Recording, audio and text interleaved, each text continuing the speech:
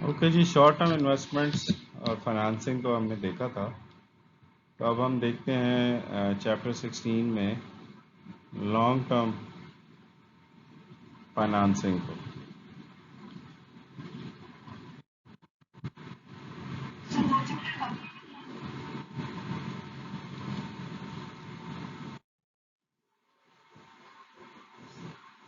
कोई बात नहीं, ये उससे सबसे शॉर्ट चैप्टर है आज के, उसमें टेंशन ना लो। कौन सा टाइम है जी आपके पास? अच्छा, नंबर ऑफ लेक्चर्स की बात कर रहे हो। मैंने तो तुम बहुत इतने एफिशिएंट हो गए हो कि सर आज का टाइम तो अभी जो है ना 5 भी नहीं बजे। अभी हमारे पास बड़ा टाइम है, जितना पढ़ना चाहे हम पढ़ सकते हैं। नंबर ऑफ लेक्चर्स देखें, आज 14th लेक्चर है। उसके बाद एक लेक्चर आपका बच जाता है, 15th ऐसे ही है ना। तो हमने उसको जो है वो हमने उसको हमने उसको 16 लेक्चर्स में जो है वो कवर करना है। तो अगले हफ्ते हम एक चैप्टर पढ़ेंगे और उससे अगले हफ्ते हम एक चैप्टर पढ़ेंगे और हमारा काम खत्म हो जाएगा।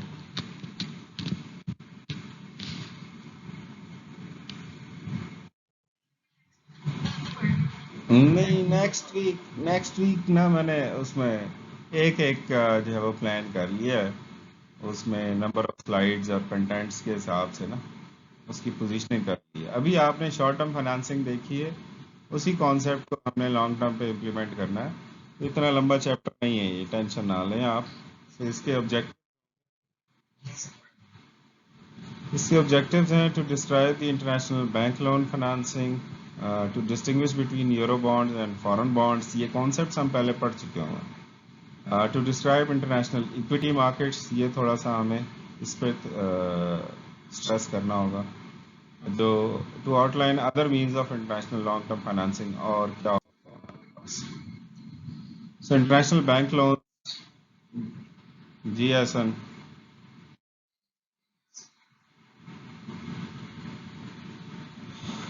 इंटरनेशनल बैंक लोन्स हैं आपके, फॉरेन लोन्स होते हैं अभी हम बात कर रहे हैं, यूरो लोन्स होते हैं इसमें हम पहले बात कर चुके हुए हैं। फॉरेन लोन्स को हम डिटेल में देख लेते हैं। They are raised by borrowers who are foreign to the country where the loans are raised.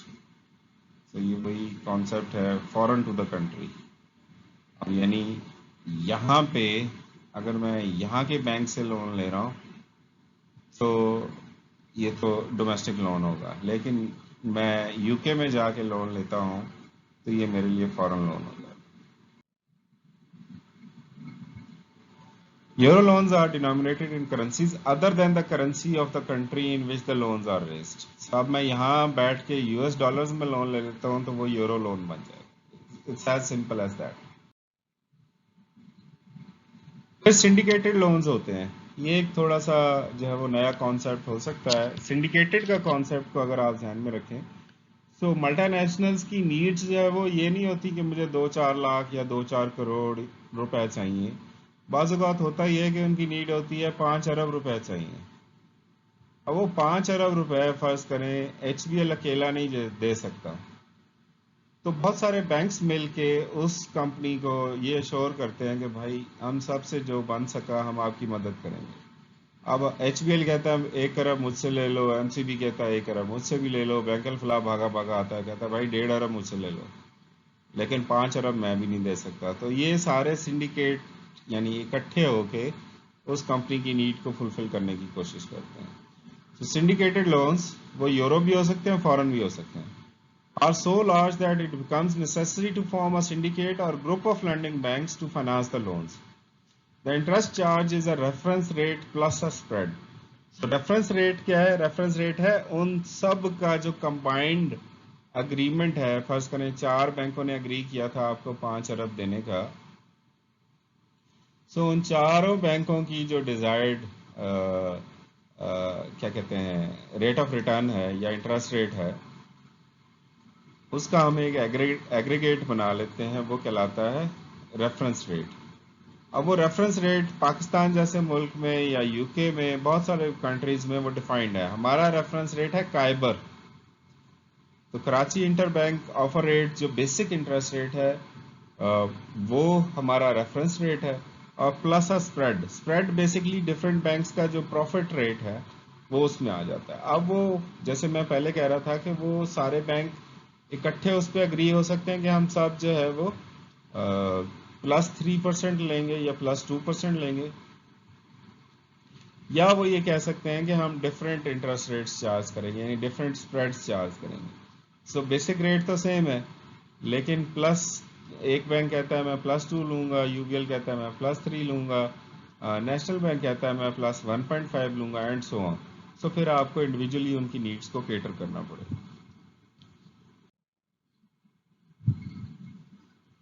अब डिटर्मिनेंट्स क्या है स्प्रेड के? सबसे बेसिक डिटर्मिनेंट तो है अवेलेबिलिटी ऑफ फंड्स, कि उस बैंक के पास फंड्स कितने हैं। तो इसका मतलब यह है कि वो जितना बड़ा कंट्रीब्यूटर होगा वो उतना ज्यादा स्प्रेड चार्ज कर सकता है, तो जितना स्मॉल कंट्रीब्यूटर होगा उस बेचारे को उसका हिस्सा भी उसी हिसाब से मिलेगा। फिर दूसरा इंपॉर्टेंट एस्पेक्ट है credit worthiness of the borrowers. अब 5 अरब तो चाहिए, फर्ज करें अल्लाह वसाया टेक्सटाइल मिल्क हो, तो उसके लिए जो है वो क्रेडिट वर्थिनेस डिफरेंट है एज कंपेयर टू वही 5 अरब अगर फर्ज करें P&G को चाहिए या यूनिलीवर को चाहिए।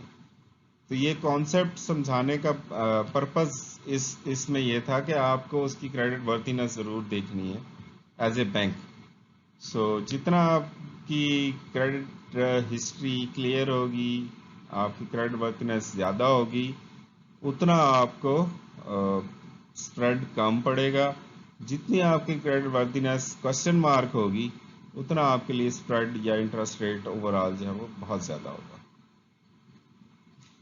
फिर मेच्योरिटी पे भी डिपेंड करता है, वो 3 साल के लिए लोन ले रहे हैं आप या 20 साल के लिए ले रहे हैं, क्योंकि जितने लॉन्ग टर्म जो लोन्स हैं उन पे हर साल के लिए जो हर बैंक की कंप्यूटेशंस हैं इंटरेस्ट की और स्प्रेड की, वो डिफरेंट होती हैं। तो मैंने अगर 19 साल का लोन लिया है तो मुझे मिला था काइबर +3 पे, लेकिन मैंने 7 साल का भी एक लोन लिया है तो वो मुझे मिला है काइबर +5 पे। तो ये मेच्योरिटी की वजह से इंटरेस्ट के जो रेट्स हैं या जो स्प्रेड के रेट्स हैं वो उनमें डिफरेंस होता है। फिर आपने उस पर फीस कितनी चार्ज करनी है, ये भी स्प्रेड पे जो है वो बड़ा फैक्ट डालता है। फर्ज करें मैं फीस की मद में 200 रुपये लेता हूं तो मैं स्प्रेड ज्यादा चार्ज करूंगा, लेकिन मैं फीस की मद में 20,000 ले लिया है तो फिर मैं स्प्रेड कम चार्ज करूंगा। सो ये भी एक बहुत बड़ा फैक्टर है in the determination of spreads के बैंक्स जो है वो फीस कितनी चार्ज कर रहे हैं to cater a certain loan needs. इसी तरह यूरो बॉन्ड्स भी होते हैं। The euro bonds are placed or sold in countries other than the country in whose currency the issue is denominated. So फर्ज करें रुपीस का जो बॉन्ड है वो पाकिस्तान के अलावा हर जगह इशू हो सकता है। US डॉलर का जो बॉन्ड है, यूरो बॉन्ड की बात कर रहे हैं, ऑब्वियसली US डॉलर में बॉन्ड USA में इशू तो हो सकते हैं, वो डोमेस्टिक बॉन्ड्स कहलाएंगे, वो यूरो बॉन्ड्स तो नहीं कहलाएंगे, लेकिन हम एज ए फॉरेन करेंसी की बात कर रहे हैं। तो अगर US डॉलर्स के बॉन्ड पाकिस्तान में इशू हो तो वो यूरो बॉन्ड्स कहलाएंगे। फिर फॉरेन बॉन्ड्स भी हैं। Foreign bonds are issued by borrowers who are foreign to the country where the bonds are placed. ठीक, तो पाकिस्तान ने बहुत सारे सॉवरेन बॉन्ड्स इशू कर रखे हैं, तो वो फॉरेन बॉन्ड की कैटेगरी में फॉल करते हैं। वो फॉरेन टू द कंट्री यानी डोमेस्टिकली नहीं इशू किए, इंटरनेशनल मार्केट में उन्होंने इशू किए। और ये जो है वो अगर वो कंट्री की डोमेस्टिक करेंसी में डिनोमिनेटेड हो तो वो फॉरेन बॉन्ड कहलाएंगे। इसका मतलब ये है कि अगर मैं रुपीस में इशू करके दुबई में बेचता हूँ तो ये वहाँ पे तो फॉरेन बॉन्ड ही कहलाएंगे ना। ठीक, लेकिन अगर मैं US डॉलर्स के इशू करके और USA में बेचता हूँ तो वो फॉरेन बॉन्ड्स नहीं कहलाएंगे। तो कुछ इंटरेस्टिंग निकनेम्स हैं फॉरेन बॉन्ड्स के, जैसे यूएसए के जो फॉरेन बॉन्ड्स हैं उनको हम यंकी बॉन्ड्स कहते हैं। जापान के जो है वो सैमुराई बॉन्ड्स कहलाते हैं। यूके के हम बुलडॉग्स कहते हैं उनको, हैं वो फॉरेन बॉन्ड्स। ऑस्ट्रेलिया के हम मटिल्डा बॉन्ड्स कहते हैं उनको। अब यूरो बॉन्ड मार्केट की इमरजेंस की रीजंस क्या थी? सबसे बड़ा तो रीज़न थी कि रेगुलेटरी जो इंटरफेरेंस थी वो थी ही नहीं, यानी जो सेंट्रल बैंक्स थे वो इसको रेगुलेट नहीं करते थे। तो रेगुलेट ना करने की वजह से जो ओपननेस है वो रियलाइज होती है, और उस ओपननेस का जो है वो बेनिफिट उठाने के लिए फॉरेन बॉन्ड्स जो है वो इशू किए जाते हैं।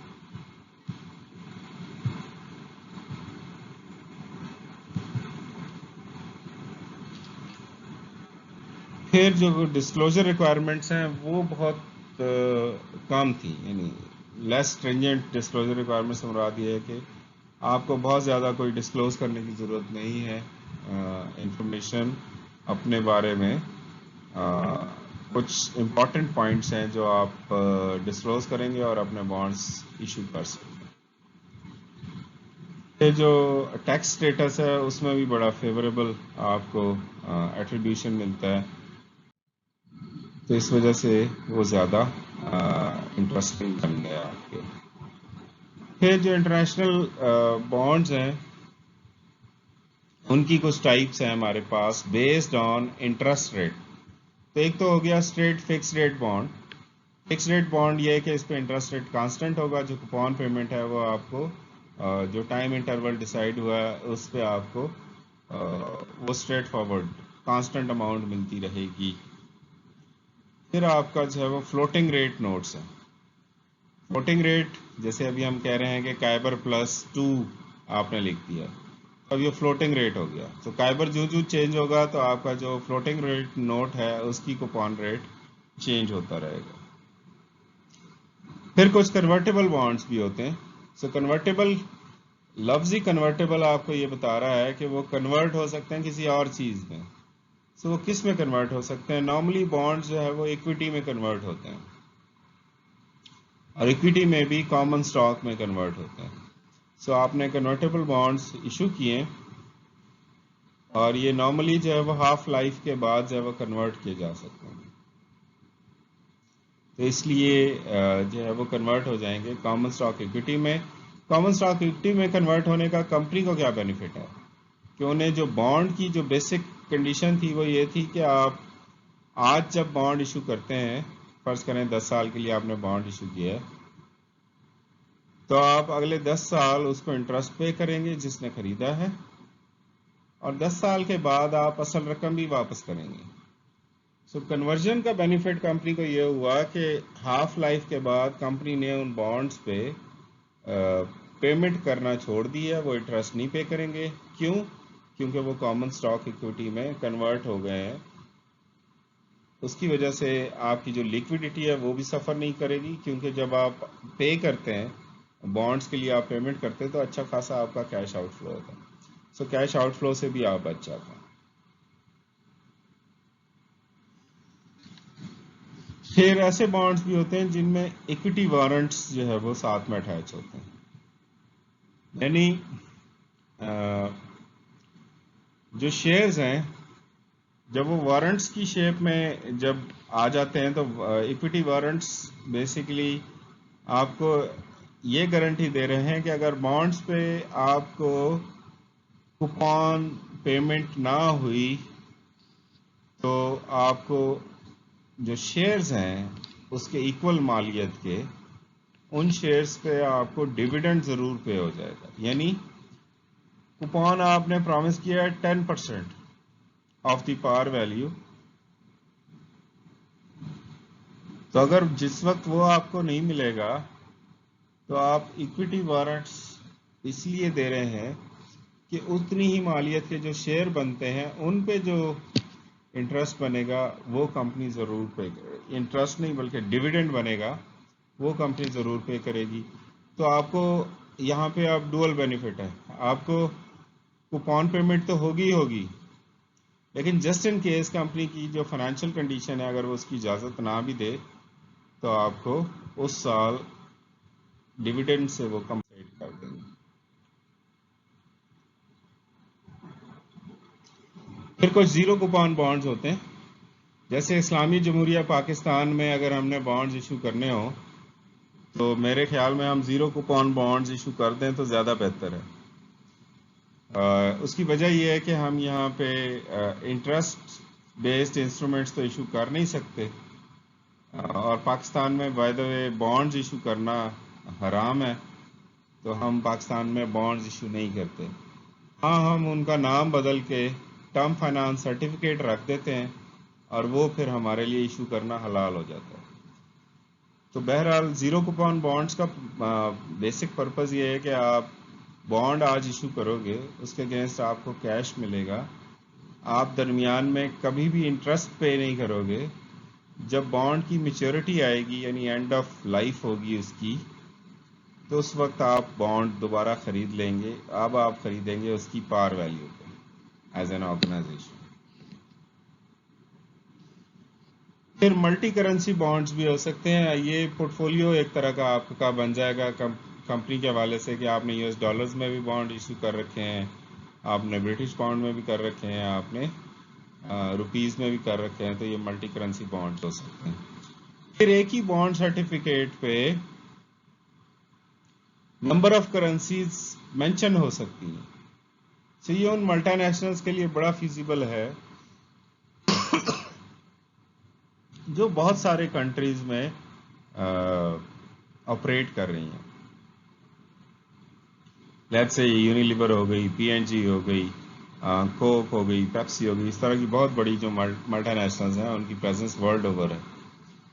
तो वो जब बॉन्ड इशू करें तो वो ये कह सकते हैं कि आप जिस मुल्क में होंगे उस मुल्क की करेंसी से आप इसको खरीद सकते हैं। ये मिलेगा आपको 1000 का। 1000 अगर पाकिस्तान में बेच रहा है तो वो 1000 रुपये होंगे, अगर वो यूके में बेच रहा है तो वो 1000 पाउंड होंगे, वो यूएसए में बेच रहा है तो वो 1000 डॉलर होंगे, एंड सो ऑन। तो ये आपके मल्टी करेंसी बॉन्ड्स हो जाते हैं। फिर ग्लोबल बॉन्ड्स हैं। सो ग्लोबल बॉन्ड्स में नॉर्मली कोशिश ये की जाती है कि आपके जो एक करेंसी वाला जो बॉन्ड है, for example US dollar denomination का जो बॉन्ड है, वो पूरी दुनिया में अवेलेबल हो और उसी करेंसी में बाय और सेल हो, तो वो ग्लोबल बॉन्ड कहलाएगा। फिर कुछ नोवेल बॉन्ड्स हैं। नोवेल बॉन्ड्स मींस नए, यूनिक।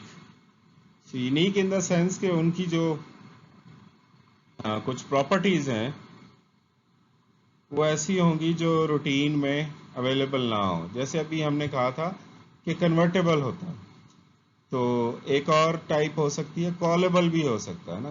कंपनी ये कहे कि जी मैं इसको कॉमन स्टॉक में कन्वर्ट नहीं करना चाहता, मैं इसको पे ऑफ करना चाहता हूँ, मैं 5वें साल के बाद जो है ना मैं लोगों को पैसे देना शुरू कर दूंगा।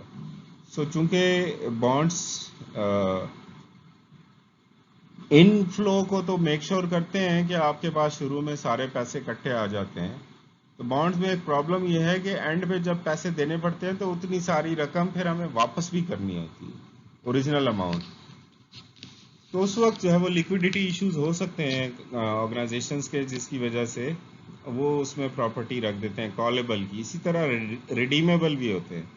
सो कॉलेबल में राइट होता है जो इशूअर है उसके पास बॉन्ड्स को कॉल बैक करने का, और रिडीमेबल में राइट होता है बायर के पास कि उसकी मर्जी होगी तो वो जाके वापस करेगा, अगर उसकी मर्जी नहीं है तो कोई उससे ज़बरदस्ती नहीं ले सकता।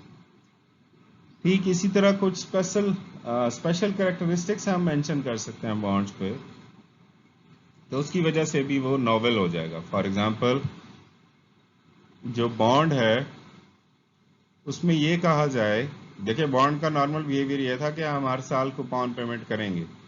अगर उसमें ये कहा जाए कि हम जो लाइफ ऑफ बॉन्ड है उसमें कोई कूपन पे नहीं करेंगे, लेकिन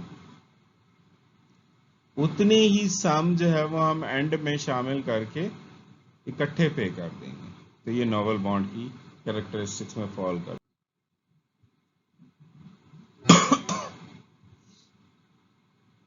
फिर आपको देखना है कि करेंसी ऑफ डिनोमिनेशन आपको क्या रखनी है। Choose foreign bonds if condition क्या है, I asterisk plus s dot is less than domestic interest rate. अगर आपका डोमेस्टिक इंटरेस्ट रेट ज़्यादा है फॉरेन इंटरेस्ट रेट से और एक्सचेंज रेट डिफरेंशियल से, तो इसका मतलब यह है कि आपको फॉरेन बॉन्ड्स चूज करने हैं।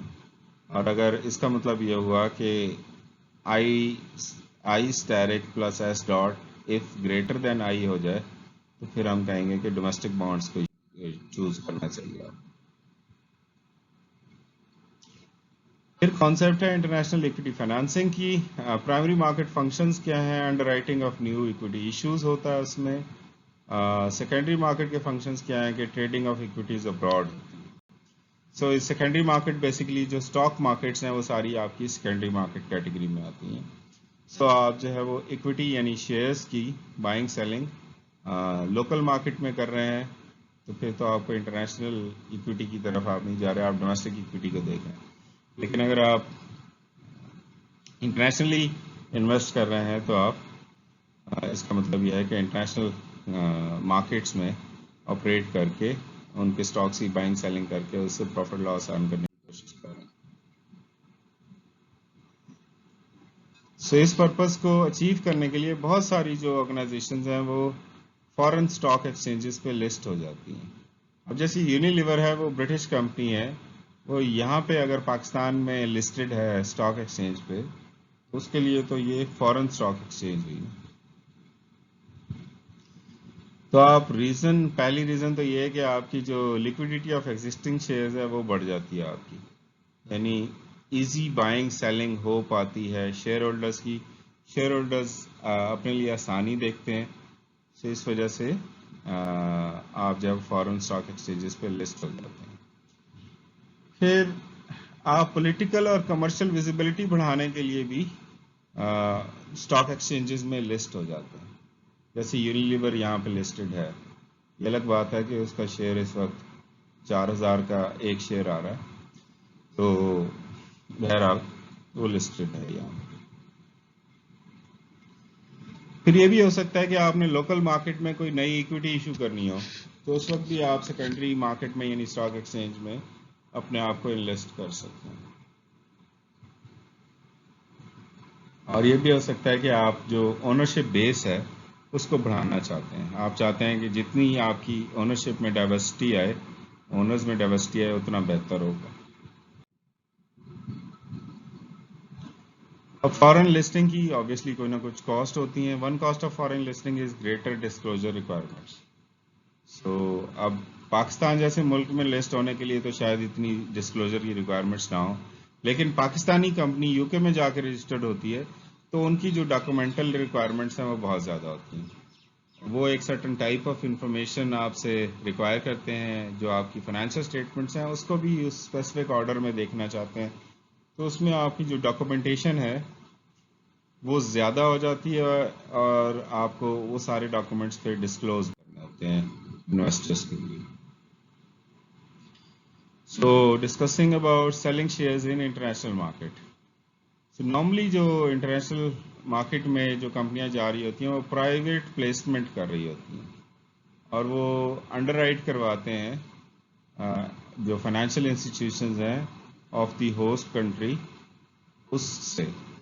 यानी मैं यूके में जाके प्राइवेट प्लेसमेंट करना चाहता हूं, तो मैं फर्ज करें यूके में बैंक है बार्कलेस बैंक, तो बार्कलेस के पास जाता हूं, उसका जो इन्वेस्टमेंट ग्रुप है उनके पास जाता हूं और उन्हें कहता हूं कि जी मैंने ये शेयर्स इशू करने हैं, आप मुझे हेल्प करें।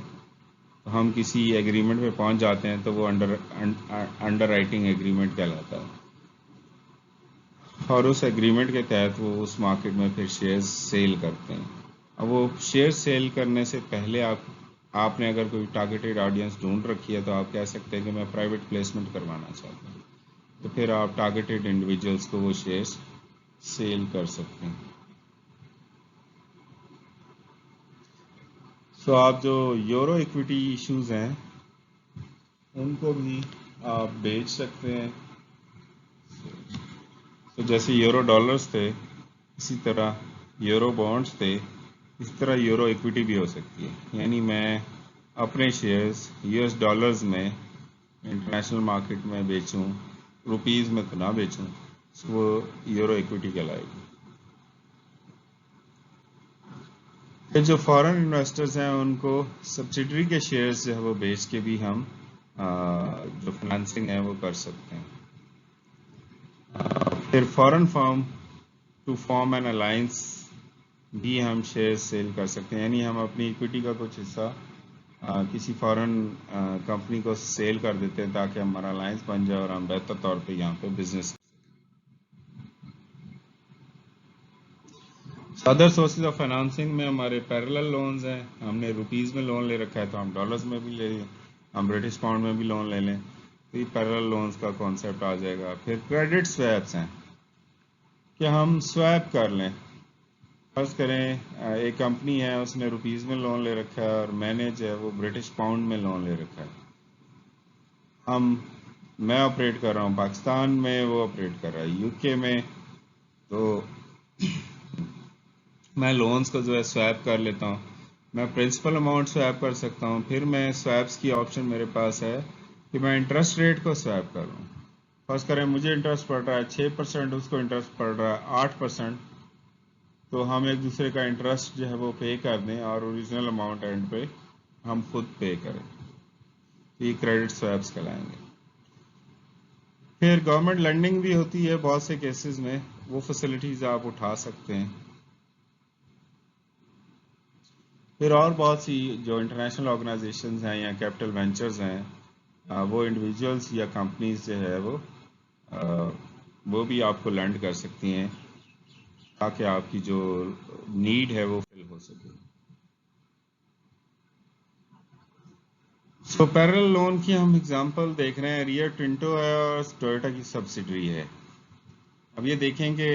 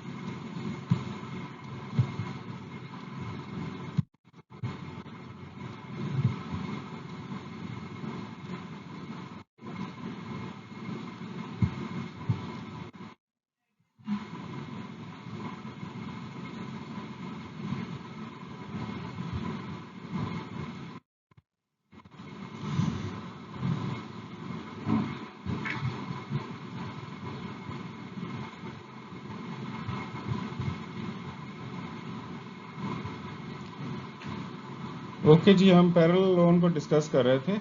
तो फर्स्ट करें ऑस्ट्रेलिया में ऑस्ट्रेलियन फंड्स जो है वो लोन की सूरत में जाने हैं, और जापान में जापानीज येन जो है वो फंड्स की सूरत में लोन की सूरत में जाना है। सो अगर आप देखें ऊपर पार्ट में जो टोयोटा की सब्सिडरी है रियो टिंटो को जो है वो क्या कहते हैं, रियो टिंटो से सॉरी लोन लेती है और उसके अगेंस्ट लोन प्लस इंटरेस्ट वो रियो टिंटो को पे करती है। ये ऑस्ट्रेलिया में हो रहा है। जापान में उनकी अरेंजमेंट ये हुई है कि रियो टिंटो जो है वो टोयोटा से लोन लेगा और फिर टोयोटा को जो है वो लोन प्लस इंटरेस्ट वापस करेगा।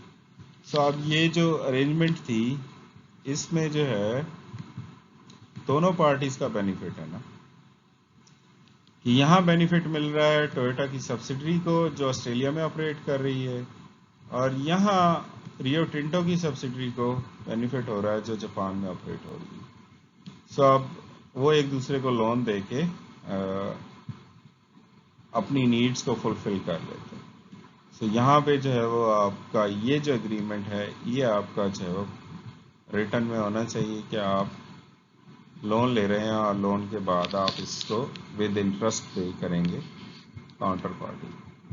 सो अब ये दोनों डिफरेंट कंपनीज हैं, लेकिन ये दोनों जो है वो एक दूसरे को हेल्प आउट कर रही हैं। तो ये पैरेलल लोन्स की एग्जांपल जो है हमारे सामने आ गई। फिर इसी तरह क्रेडिट स्वैप की एग्जांपल अगर हम देखें, क्रेडिट स्वैप क्या है, आप ये देखेंगे ये ऊपर हमारे पास ऑस्ट्रेलिया में इन्वायरमेंट है और नीचे हमारे पास जापान में है। सो अब ये जो BHP है ये NAB को पैसे डिपॉजिट करवाती और NAB उसको डिपॉजिट पे इंटरेस्ट पे करता है। वो जो करस्पॉन्डेंट बैंक है जापान में, उसने बेसिकली लोन दिया BHP की सब्सिडरी को, और जो BHP की सब्सिडरी है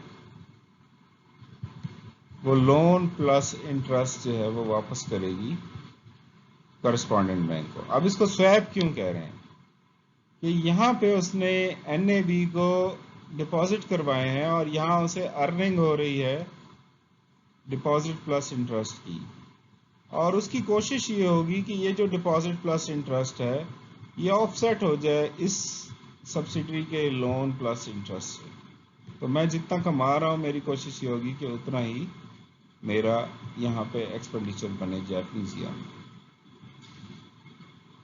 जी, that's it for this chapter. Any queries please?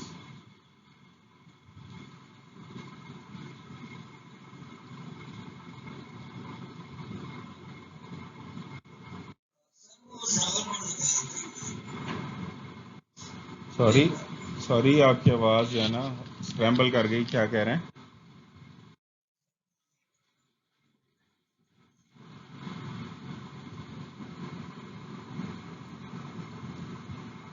किसी और को काइंडली समझ आया तो वो बता दे मुझे। बिल्कुल नहीं समझ आ रहा वो क्या कह रहे हैं।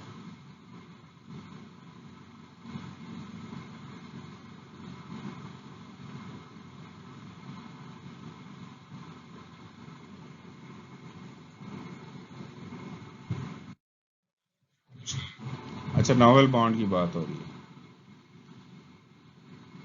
नॉवल बॉन्ड कहा था कि जिसमें कैरेक्टरिस्टिक्स नए हों, ट्रेडिशनल ना हो। ट्रेडिशनल बॉन्ड की हमने डेफिनेशन ये की थी कि मैंने बॉन्ड इशू किया है, उसके बदले में मुझे पैसे मिलेंगे, मैं उससे अपना जो बिजनेस है या नया प्लांट लगा रहा हूँ वो मैं करूँगा, उससे मुनाफा कमाऊँगा और हर साल उस मुनाफे से मैं इंटरेस्ट पे करूँगा उस बॉन्ड के अगेंस्ट। ठीक है, ये नॉर्मल कैरेक्टरिस्टिक्स हैं। और वो हर साल मैं इंटरेस्ट पे करता रहूँगा जब तक उसकी लाइफ ख़त्म नहीं होती। जब उसकी लाइफ ख़त्म होगी बॉन्ड की, तो वो बॉन्ड मैं वापस ले लूँगा और उसके अगेंस्ट जो उसकी पार वैल्यू जो भी लिखी हुई है मैं वो रकम उसको, जो बायर था, उसको मैं दे दूंगा। ये normal characteristics of a bond है।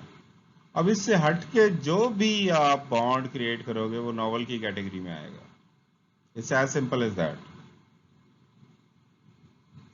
ठीक है, तो हमने उसकी एग्जांपल में कहा था कि बहुत सारे के हो सकते हैं। वो कॉलेबल है वो भी नॉवल की कैटेगरी में, रिडीमेबल है वो भी कैटेगरी में, और वो जो कन्वर्टेबल था वो भी इवन नॉवल की कैटेगरी में। जो जीरो कूपन बॉन्ड है, देखिए नॉर्मल से हट के बिहेवियर है ना, जीरो कूपन बॉन्ड है। इसी तरह वहां पे था एक और बॉन्ड होता है perpetual bond. Perpetual bond, perpetuity अगर आप रिकॉल करें तो परपिचुटी वो है जिसमें फॉर एवर वही काम होता रहे। तो अब परपिचुअल बॉन्ड में ये होगा कि मैंने जो शुरू में पैसे लिए हैं उसके बाद मैंने आपको प्रॉमिस ये किया है कि मैं ताहयात इस पे इंटरेस्ट पे करता रहूंगा, लेकिन मुझसे कभी असल रकम ना मांगिएगा।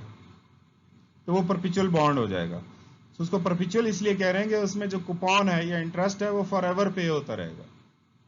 ठीक, तो वो स्लाइड्स में नहीं लिखा हुआ था, तो परपिचुअल बॉन्ड भी होते हैं। तो इस तरह के सारे बॉन्ड्स हैं वो नॉवल की कैटेगरी में आ गए ना। जो रूटीन से हटके है वो नया है। जी इसके अलावा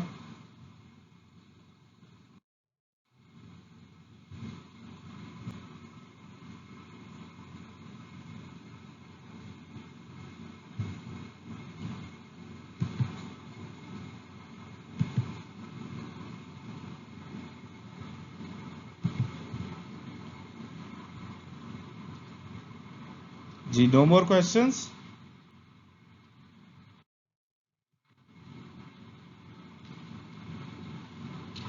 चले जी, okay, thank you. See you next week इंशाल्लाह।